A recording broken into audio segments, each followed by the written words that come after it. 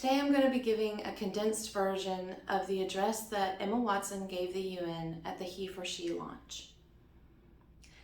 Feminism is the belief that men and women should have equal rights and opportunities. I decided I was a feminist, and that seemed uncomplicated to me. But my recent research has shown that feminism has become an unpopular word. Why is it such an uncomfortable one? I think that it's right that as a woman, I'm paid the same as my male counterparts. I think that it's right that as a woman, I can make decisions about my own body. I think that it's right that women be involved on my behalf in the policies and decision-making of my country. I think it's right that socially, I am afforded the same respect as men. These rights I consider to be human rights, but I'm one of the lucky ones. My parents didn't love me less because I was a daughter. My school did not limit me because I was a girl. My mentors didn't assume that I would go less far because I may give birth to a child one day. And if you still hate the word, it's not the word that's important. It's the idea and the ambition behind it. Because not all women have been afforded the same rights that I have.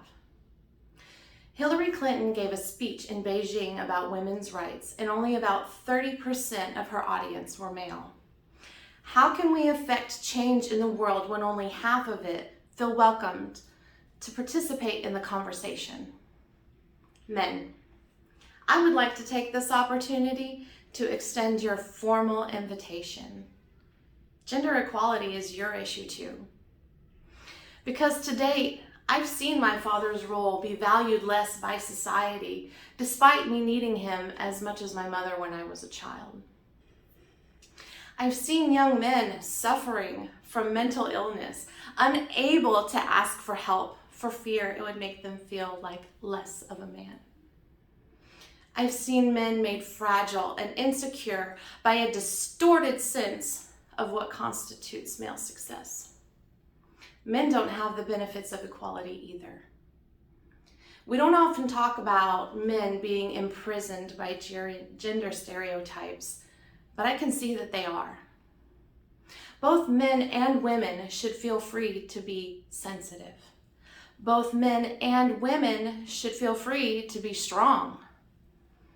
If we stop defining each other by what we are not and start defining ourselves by what we are, we can all be freer.